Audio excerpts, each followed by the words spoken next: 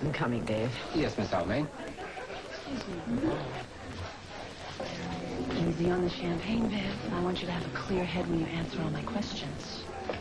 Hey, have you completely forgotten that I mentioned to you I met Marie Helene's son? So the first question is, Vivian, who is the little brat that's living in your house and where did you get him?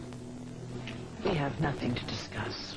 Not even the fact that Carly and Lawrence don't know that their love child is alive and living right under their noses. For the life of me, I don't know why you would concoct such a fantastic story. Well, Vivian, dear, I called your bluff a long time ago. It's just now I have all the cards. Well, to take your card metaphor to its silliest degree, you're playing solitaire. Well, I do admit I should have tumbled to it a little bit earlier. You've been pretending all this time that you like Carly, and all the while working very hard to keep her away from Lawrence. Nonsense. Oh, no, Vivian, it's not nonsense. You're using poor little Nicky to keep Lawrence in line. Oh, for God's sake, shut up. Oh, I may go public with this little announcement, but I don't think so, not just yet.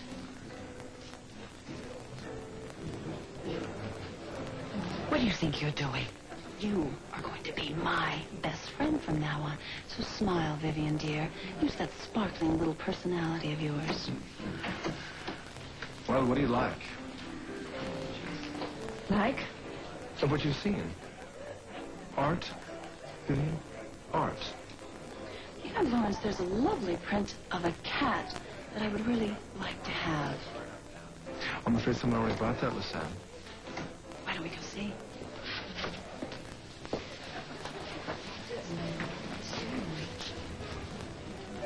Dave, where's the telephone? Oh, it's upstairs and to the right. Make it person to person to Marie. Hélène Fortier. Fortier. Right, and I want that bill to the number I gave you. Yes, that's right. It's under Lawrence Almain.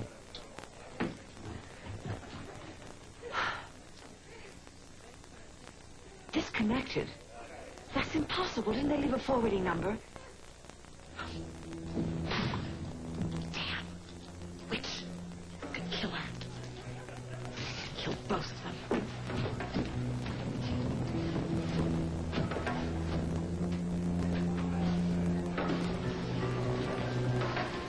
I think it's absolutely wonderful that so many people from the press turned out tonight. Oh, it's wonderful for the rehab center and for Wings. Think of all the free publicity you're getting. Yes.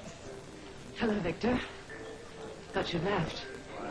No, I was just sitting out in the car for a while. I had some business calls to make. Calls? Oh.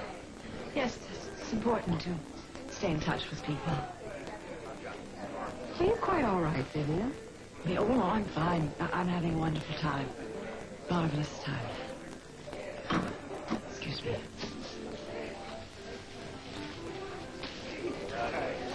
There you are, Vivian. I've been looking all over for you.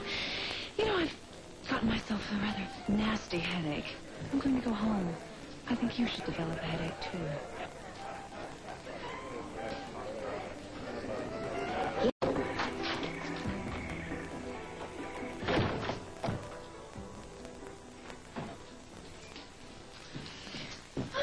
Vivian, you're home. Good. I thought I heard a car drive up. You know, I did find that party awfully dull. Well, except, of course, for our little discussions. You are the cruelest woman I have ever known. Really? That's quite a distinction.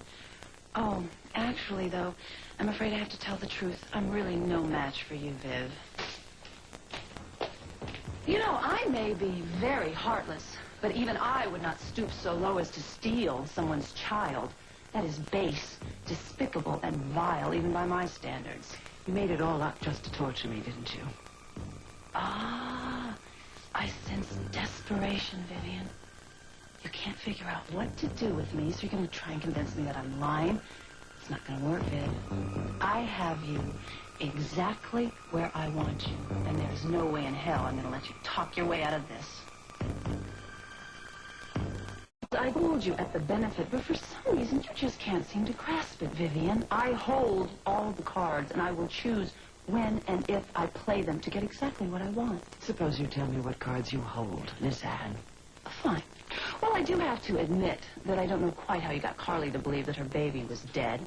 And I'm not sure how you convinced your usually shrewd nephew that Nicholas was Marie Helene's son. But I do know that Marie Helene has the son she bore with her. And that birth certificate you have is not little Nicholas's upstairs. Oh, gee, Viv, you're awfully quiet. You can't prove this. You just won't give me any credit, will you? Of course I can prove it. I got Marie Helene to sign a document that states her involvement in it and proves that you've been lying about the kid all these years. And do you want motive, too, Vivian? I can give you that, too.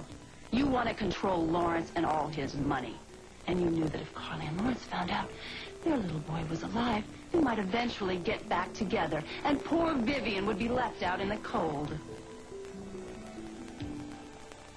What's your stake in this, Miss Anne? Well, it's very simple. I'm going to marry Lawrence, and I'm going to get a prenuptial contract. It's going to state that I and any children that Lawrence and I have will be the sole heirs, because I want to get rid of you and that obnoxious kid forever.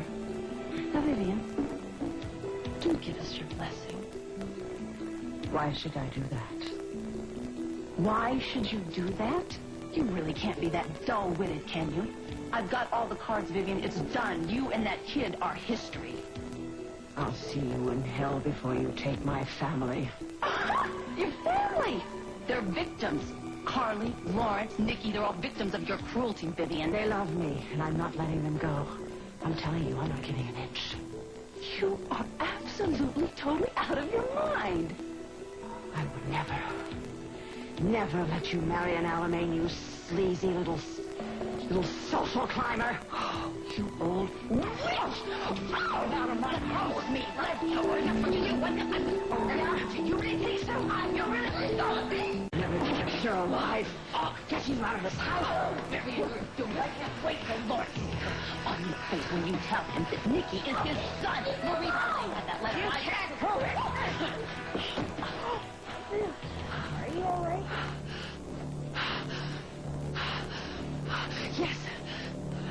Yes, Nikki, I'm fine. I'm fine. You go get Yvonne, all right? I'm fine. Just go get him. Okay. Oh, my God. You're going to be just as much trouble dead as you were alive.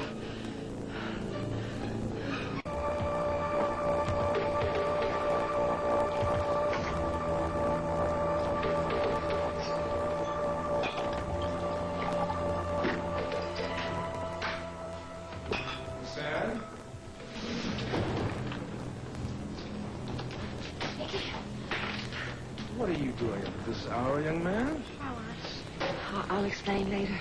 Lawrence, Nikki, you go get Yvonne. I think he's in the carriage house. Go on.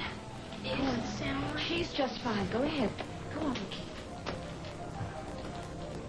What's this about the Sam? Lawrence, there's been an accident.